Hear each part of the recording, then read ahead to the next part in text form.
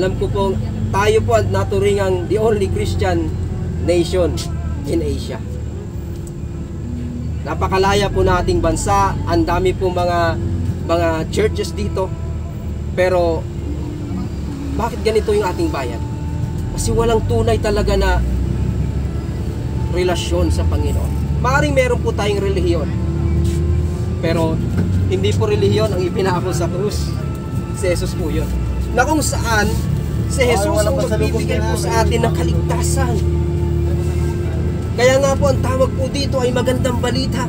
Dahil meron pong masamang balita, ang sabi ko nga kanina, lahat tayo nagkasala at walang nakaabot sa kaluwalhatian ng Diyos. At sa 6:23 ng Roma pa din, kamatayan yung kabayaran ng kasalanan. So lahat ng makasalanan, sinabing lahat po tayo. Lahat pala tayo, pati pala ako, makasalanan. Ba't ako tumatayo dito? Ba't ko'y pinapahayag ang kabutihan ng Panginoon? Kasi po, yung dating makasalanan ay binigyan ng pagkakataon ng Panginoon na magamit niya po sa kanyang gawain. Napakabuti po ng Diyos. Kaya po, isa po ako sa patutuo na makapagsasabi po sa inyo, si Lord kayang magpagaling, kayang magpalaya, kayang magbago ng buhay, kayang magligtas. Kung binigyan ako ng panibagong pagkakataon ng Panginoon, maaaring tayo po ngayon ay binibigyan din po ng panibagong pagkakataon po ng Panginoon. Ang dapat lamang po nating panampalatayanan ay ang ginawa ng Panginoong Jesucristo sa krus. Ano bang magandang balita na isinishare ni Pablo na hindi niya kinakahiya? Si Kristo po ay namatay. Yun po yung pinapahayag niya dito eh. Si Kristo ay namatay, pero na-meet ko siya sa Damascus. Bakit? Kasi nabuhay siyang muli. Sabi sa 1 Corinthians chapter 15 verse 1 to 4 na naliligtas tayo kung pinapanampalatayanan natin to ng husto. Kung pinangahawakan talaga natin tong mga bagay na itong katotohanan to. Ay, ano po yung katotohanan po na yon? 1 Corinthians chapter 15 verse 1 to 4. Ang sabi po dito, mga kapatid, ngayon ipinapaalala ko sa inyo ang magandang balitang ipinangaral ko sa inyo. Yan ang magandang balitang inyong tinanggap at naging saligan ng inyong pananampalataya. Naliligtas kayo sa pamamagitan nito kung matatag ninyong pinanghahawakan ang salitang ipinangaral ko sa inyo, maliban na lamang kung walang kabuluhan ang inyong pagsampalataya, sapagkat ibinigay ko sa inyo bilang pinakamahalaga sa lahat. Pinakamahalaga sa lahat. Ano po itong pinakamahalaga sa lahat? Ang tinanggap ko rin na si Kristo'y namatay. Hallelujah. Si Kristo po'y namatay. Sabi po ng talata na ito, dahil sa ating mga kasalanan. Tulad ng sinasabi sa kautusan o kasulatan, inilibing siya at muling nabuhay sa ikatlong araw, tulad din ng sinasabi sa kasulatan. Ito pala yung magandang balita, na si Kristo namatay. At patunay na siya namatay, nilibing siya. Pero wag ka, dahil pagkatapos ng 3 araw, siya ay muling nabuhay, na kung saan may bagong buhay din po tayo sa Panginoon. At meron po tayong katiyakan sa Panginoon. Ang sabi na sa verse 2, naliligtas kayo kung ito'y panghahawakan ninyong mabuti. Mga kapatid, alam kong binging-bingi na po tayo sa mga nangangaral. Pero ang tanong, pinanghahawakan mo bang mabuti itong katotohanan ito? Alam mo ba talaga ito? Na mayroong nagbuwis ng buhay para sa'yo, para ikay mabuhay? Kaya ganun na lamang yung desire ni Pablo i-share yung ebanghelyo eh. Yung magandang balita tungkol kay Kristo. Kasi kailangang maintindihan at malaman to ng lahat ng naroon sa kanilang kapanahunan. Even now, sa ating pong kapanahunan, maraming nakakaalam pinako si Jesus sa krus. Magmamahal na araw na naman po tayo. Pero naiintindihan po ba natin talaga yon? Kapatid, anda ang Panginoon, ibuwis yung kanyang buhay, mabuhay lang tayo. Anda ang Panginoon magsakripisyo, mahirapan, maligtas lang po tayo, matubos lang po tayo sa kapahamakan. Ganun po tayo inibig ng Panginoon. Kaya John 3:16, di ba? Ang gandang talata. Ngayon na lamang yung pag-ibig ng Diyos sa sanlibutan, sa sangkatauhan.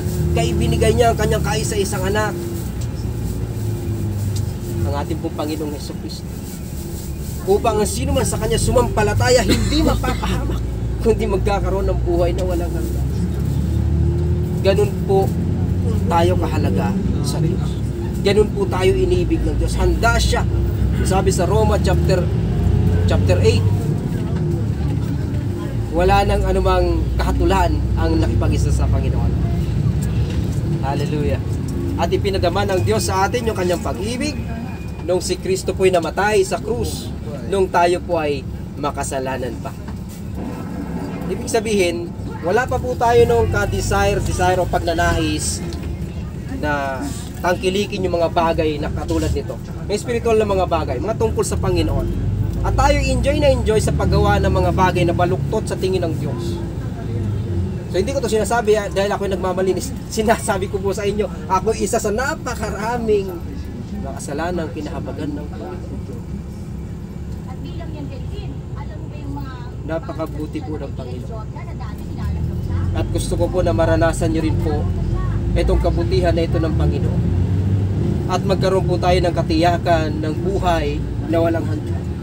Kung malalaman lang natin kung gaano kalawak yung pag-ibig ng Diyos, gaano kataas, kalalim yung pag-ibig ng Diyos. Mga kapatid, hindi tayo ihiwalay sa Panginoon nang dahil lamang sa mga pagsubok sa buhay.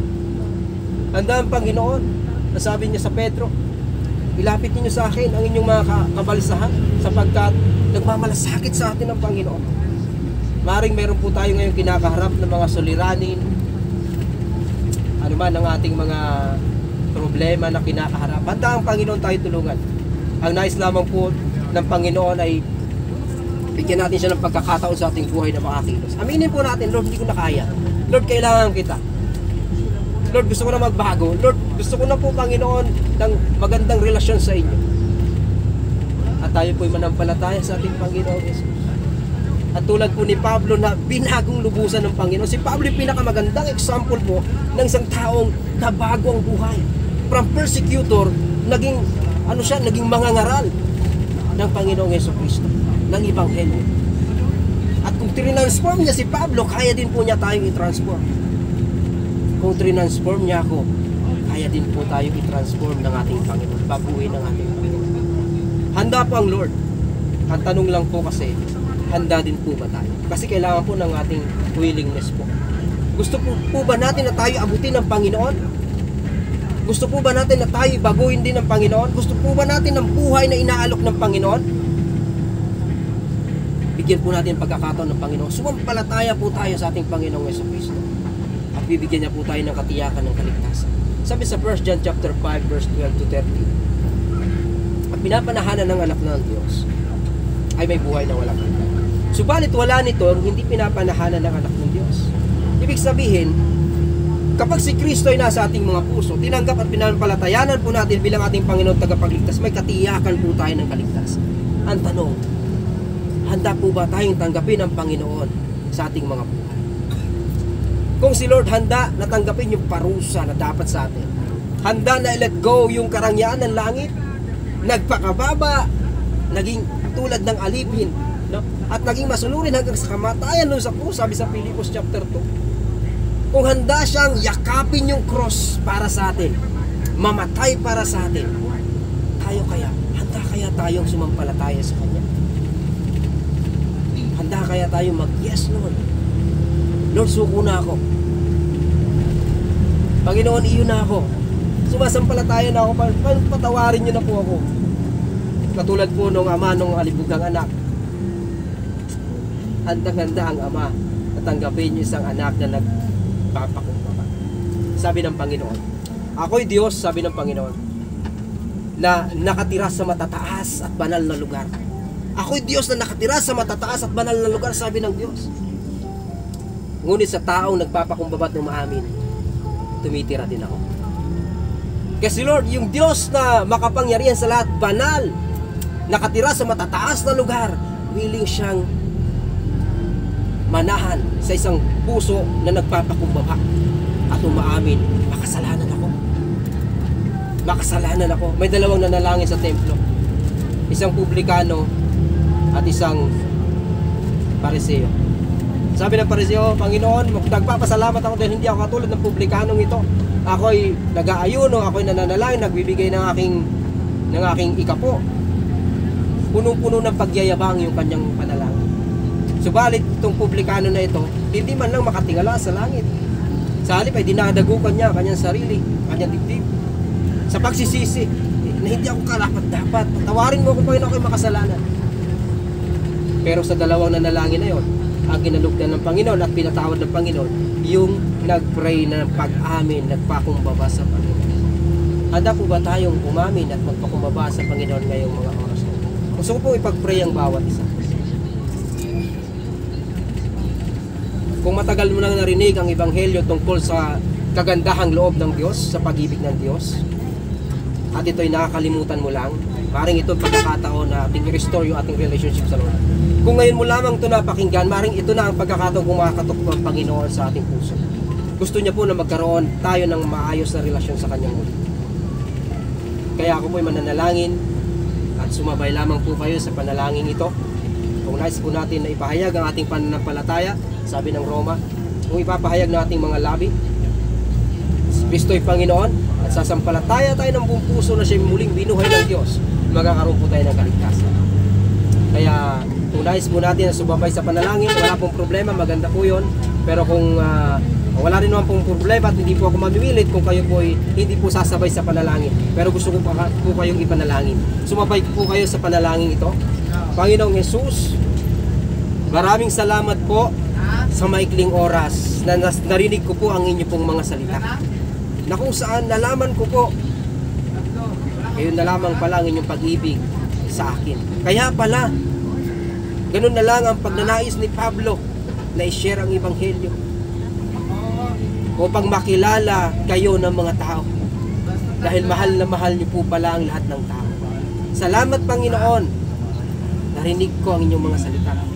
Patawarin ninyo ako sa aking mga pagkukulang, pagkakasala, at tulungan niyo po akong mamuhay sa panibagong buhay na inaalok niyo po. Purihin ka, Panginoong Hesus. Amen. Sabi po ng salita ng Diyos, ang sino man nakipag-isa kay Kristo ay isa ng bagong nilalang. Wala na yung dati niyang pagkatao. Ang lahat ay nagbago na. Kaya purihin ng Panginoon. Amen. Salamat po sa pagkakataon. Pagpalain po tayong lahat ng ating pong Panginoon.